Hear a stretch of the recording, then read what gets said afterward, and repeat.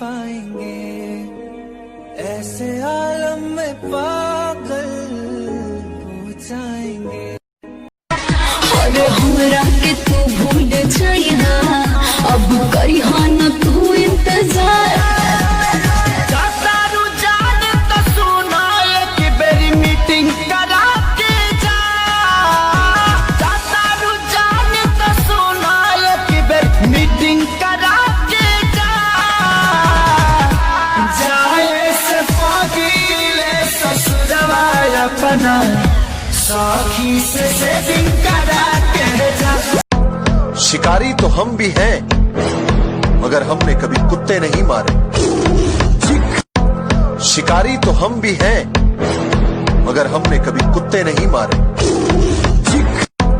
शिकारी तो हम भी हैं, मगर हमरा प्यार के बदला में बोला का दिल बाड़ू हो, तू जब दिल बाड़ू हो तो दादा दुनिया बनवला तू ही वाहिरे खुदाई, काहे ना बनवला दर्दे दिल के दवा।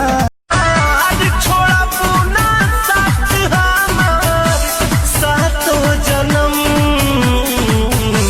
तू वादा कर प्यार में खाके कसम। हीरा मुझसे बदनाम भइनी रानी, तुम्हारे नाम से बर्बाद करके जिलू आराम से। कि जैसे हमके सतावे तोहके सतावे ना कि नाए जान, तोहरों के याद हमारे आवेला कि नाए।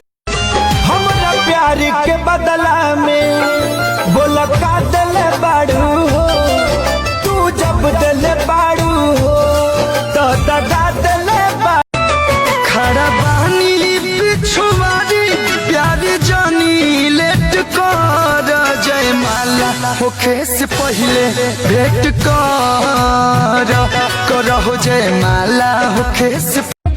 साला आजकल का प्यार भी गजब हो गया, सुबह लाभ हो गया, सांझ सब हो गया। सुबह लाभ हो गया, सांझ सब हो गया। मर जाई भी ससुरा तोहरा जाए के पहिले, मर जाई भी ससुरा तोहरा जाए के पहिले। अब फेल होई हाथ का छपाए के पहिले।